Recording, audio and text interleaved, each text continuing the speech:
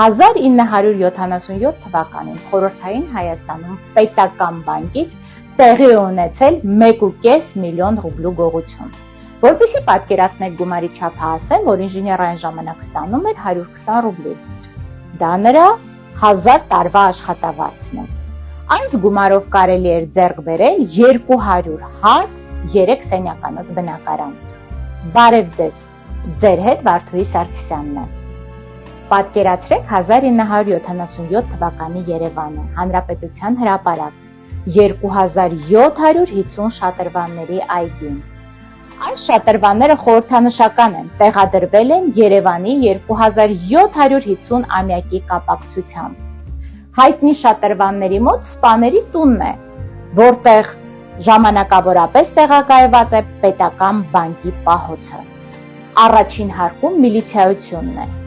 1977 թվականի օգոստոսի 7-ին ոչ ոք անգամ չէր կարող պատկերացնել, որ 100 մետրային կողմ տեղի ունենում մեծ մասշտաբի գողություն։ Գողության մասին բանկի աշխատողներն իմացան հաջորդ երկուշաբթի օրը։ Փաստերը ճշտելուց հետո զեկուցեցին Բրեժնևին։ Գողերը մի սխալ էին թույլ տվել։ Նրանք վերցրել էին AI սերիայի 100 ռուբլյանոցները, որոնք այդ պահին չկային շրջանառության մեջ և դրանք շատ հեշտ էր ճանաչել։ Բրեժնևը ժամանակավորապես կանգնեցրեց այդ թղթադրամների շրջանառությունը և ժողովրդի մեջ տարածվեց ինֆորմացիա, որ AI սերիայի 100 ռուբլյանոցների մեջ կան կեղծ թղթադրամներ և այդ է պատճառը, որ ժամանակավորապես դրանց շրջանառությունը կանխարգելված է։ Ամենահետաքրքիրը դեպքի վայրում թողած ապացույցներն էին։ 2 недопитых бокала, плитка шоколада, 1 кусок с надкусанным краем, хрустальная пепельница с 3 окурками папирос Дели с характерными смятыми концами гильз.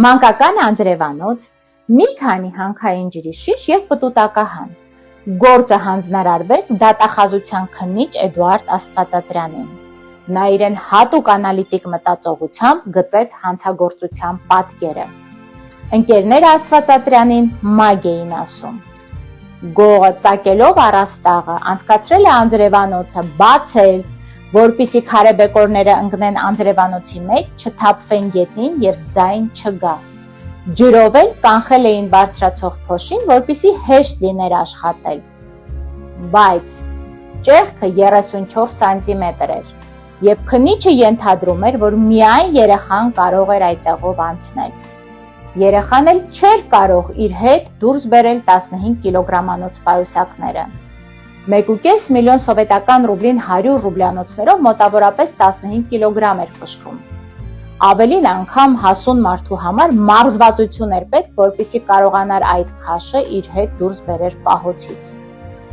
Մի անհասկանալի փաստ էլ կար։ Քարե շենքի 3-րդ հարկում գտնվող պահոց մտնելու միակ ճանապարհը կողքի հանրակացարանային շենքն էր, բայց այս շենքերը իրարից 4 մետր հեռավորության վրա էին գտնվում։ Այսօր ամբողջ աշխարհում է հայտնի պարկուր սպորտաձևը, որը ենթադրում է շարժման և խոչընդոտների հաղթահարում։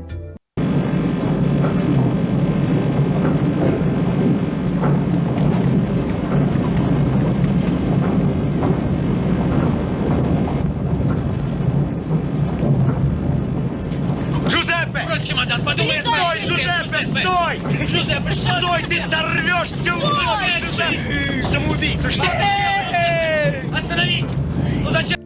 Հեռավոր 1977 թվականին մարդիկ ոչ լսել էին նման սպորտաձևի մասին, ոչ էլ պատկերացում ունեին։ Նրանց համար հեքիաթի ժանրից էր շենքից շենք թռնելը։ Արձաքնվեցին պրոֆեսիոնալ սպորտսմեններ, ովքեր հաստատեցին, որ մարդու համար նման թռիչքը անհնար է։ Կասկածի տակ ընկան նաև միլիցիոներները, որոնք աշխատում էին շենքի առաջին հարկում։ Վարկածն այն էր, որ նրանցից մեկը համագործակցել է գողերի հետ և ներս թողել։ Այս պահոցը մյուսների նման պիտի տեղակայված լիներ շենքի նկուղում, բայց շենքը վերանորոգման մեջ էր և նման հնարավորություն չկար։ Եվ հետո շենքի առաջին հարկում միլիցիայությունն էր և թվում էր, թե փողերը պաշտպանված են բոլոր տեսակի վտանգներից։ Գողերը Եղբայրներ Նիկոլայ եւ Ֆելիքս Կալաչյանները շուտով հասկացան, որ այս սերիայի 100 ռուբլյանոցներն ունեն հերթական համարանիշներ եւ դրանք շատ հեշտ է ճանաչել։ Նիկոլայ Կալաչյանն ուներ նման գողությունների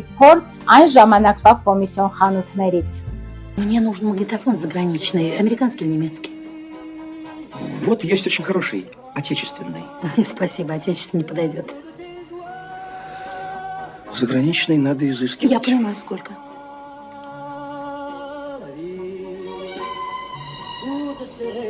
В чем дело, гражданин? Смотрю. Что, в зоопарке, что ли? Вон телевизор, смотрите. Հեշտ փողերը ավելի էին ոգևորում առանց այն էլ գեղեցիկ կյանքի սիրահար Նիկոլային։ Նա բարդ մանկություն էր ունեցել, 11 տարեկանում փախել էր տնից ապրել գնչուների հետ։ Ժամանակ առ ժամանակ ֆինանսապես օգնում էր մորը։ Ֆելիքսը սպորտսմեն էր, երազում էր աշխատել կրկեսում։ Շուտ ամուսնացել էր, ուներ 2 երեխա եւ երեխաներին պահելու համար կատարում էր ծանր ֆիզիկական աշխատանք։ Ֆելիքսի մասին պատմում են, որ նա մանկուց անասելի ճկուն էր, կարողանում էր մի ժամ մի ձեռքով կախված մնալ, կատարում էր այնպիսի տրուկներ, որոնք անգամ պրոֆեսիոնալ սպորտսմեններին հասանելի չեն։ Գողության օրը Նիկոլայը արհեստական ալիբի է ստեղծում, կազմակերպում է ավտովթար, ինչի հետևանքով ոտքի վնասվածքով պառկում է հիվանդանոցում։ А вот и кроватка. Свободная.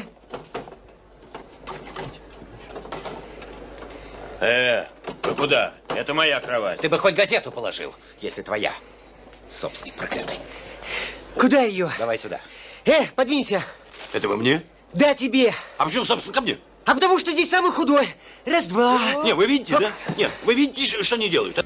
Բայց ինչպես ասում են, կյանքում հնարավոր չէ ամեն ինչ կանխատեսել։ Ժողովրդական խոսք կա, չէ, ուրբաթն ավելի շուտ եկավ, քան շաբաթը։ Եղբայրները գնել էին կանաչ Ժիգուլի, որի բեռնախցիկում ամբողջ ժամանակ պահում էին փողերը եւ գնում 3%-անոց օբլիգացիաներ ու թանկարժեք ոսկյազարդեր, որպիսի ազատվեն այս սերիայի թղթադրամներից։ Օբլիգացիաները շատ հարմար էին, դրանք ցանկացած ժամանակ կարելի էր վերածել փողի եւ հետո ունեին մեծ շահումներ, օրինակ շահած ավտոմեքենան շատ հեշտ էր որպես օրինական ձեռքբերում ներկայացնելը։ Իդեպ 400,000 սովետական ռուբլու գնված զարդերը այդպես էլ չգտնվեցին։ 10 ամիս շարունակ ամբողջ սովետական միությունում իրավապահ մարմինները փնտրում էին եղբայրներին։ Նրանց մատնեց սեփական վախը։ Հերթական անգամ նրանք որոշել էին գնել օբլիգացիաներ, այս անգամ 6000 ռուբլու։ Գանձապահն ասում է, որ իրենք չունեն 6000 ռուբլու օբլիգացիա, կարող են տրամադրել միայն 3000 ռուբլու, մնացածը կմոտեցնեն կես ժամից, այնուհետև հեռանում է կողքի սենյակ։ Գողերին թվում է, թե Գանձապահը ճանաչել է այս սերիայի թղթադրամները եւ 3000 ռուբլին թողելով բանկում փախչում են, ինչով էլ գրավում են իրավապահ մարմինների ուշադրությունը։ Երբ հանցագործությունը պարզվում է, Ֆելիքսը ոչ միայն կարողանում է կրկնել 4 մետր հեռավորության վրա գտնվող 2 շենքերի միջև թռիչքը, այլ նորից անցնում է 34 սանտիմետր ճեղքով եւ այնտեղից դուրս գալիս 15 կիլոգրամանոց պայուսակով։ 1977 թվականի հունվարի 8-ին Մոսկվայում տեղի է ունենում 3 պայթյուն։ Նույն թվականի փետրվարի 25-ին հրդեհ է բռնկվում Ռոսիա հյուրանոցում, որը մարդկանց կյանք է տանում։ Այս դեպքերը բարձրաձայնված չեն եւ պատճառը մինչ օրս անհայտ է։ Թե ինչքանով է այս ամենը կապված այսօրվա իմ պատմության հետ, համակ ուշադրությամբ կլսեմ ձեզ։ Կոչ եմ անում կոմենտներում լինել ավելի ակտիվ, որպեսզի միասին կատարենք նոր բացահայտումներ եւ ունենանք հետաքրքիր վարկածներ։ Կհանդիպենք